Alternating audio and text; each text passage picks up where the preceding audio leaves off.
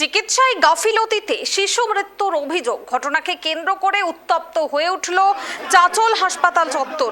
জ্বর নিয়ে হাসপাতালে ভর্তি হয়েছিল 8 বছরের নাবালিকা। পরিবারের অভিযোগ, সঠিক চিকিৎসা না করেই তাকে মালদা মেডিকেল কলেজে রেফার করে দেওয়া হয়। হাসপাতাল থেকে বেরোনোর পথেই মৃত্যু হয় শিশুটির। এই ঘটনাকে কেন্দ্র করে মঙ্গলবার দুপুরে উত্তেজনা ছড়ায় মালদার চাঁচল সুপার স্পেশালিটি হাসপাতালে।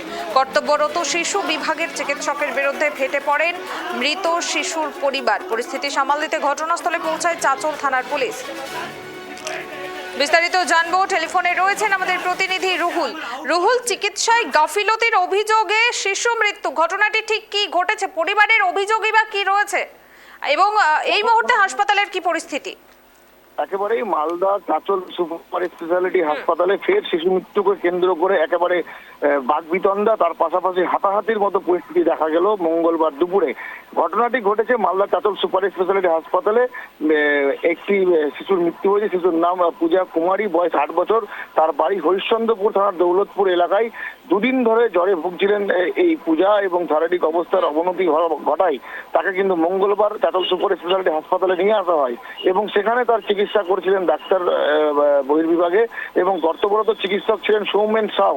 এবং এই সৌমেন সাউয়ের বিরুদ্ধেই অভিযোগ যে চিকিৎসা ঠিকঠাক ভাবে তিনি করেননি এবং চিকিৎসকের গাফিলতিতেই এই বাচ্চাটির মৃত্যু হয়েছে বলে পরিবারের দাবি করা হয়েছে। এবং পরবর্তীতে এই বাচ্চাটিকে যখন হাসপাতাল কর্তৃপক্ষ মালদা মেডিকেল কলেজ হাসপাতালে স্থানান্তরিত করার নির্দেশ দেন, তখন তাকে কিন্তু বের করে অ্যাম্বুলেন্সে যখন নিয়ে যাওয়া হচ্ছিল তখনই এই শিশুর মৃত্যু হয় বলে কিন্তু জানা গিয়েছে।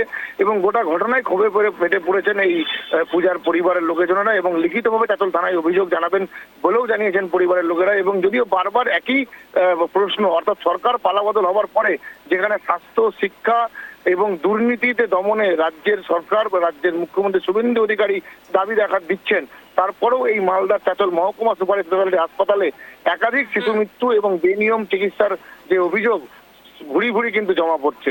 পুনামি, বেশ ধন্যবাদ রুহুল। যে খবরের দিকে আমাদের নজর রয়েছে, চিকিৎসায় গাফিলতির অভিযোগে শিশু মৃত্যু, চাঁচল হাসপাতালে উত্তেজনা। জ্বর নিয়ে হাসপাতালে ভর্তি হয়েছিল 8 বছরের নাবালিকা। পরিবারের অভিযোগ, সঠিক চিকিৎসা না করেই তাকে মালদা মেডিকেল কলেজে রেফার করে দেওয়া হয়। হাসপাতাল থেকে বেরোনোর পথেই মৃত্যু হয় শিশুটির। এই ঘটনাকে কেন্দ্র করেই মঙ্গলবার উত্তেজনা ছড়ায় মালদার চাঁচল সুপার স্পেশালিটি হাসপাতালে।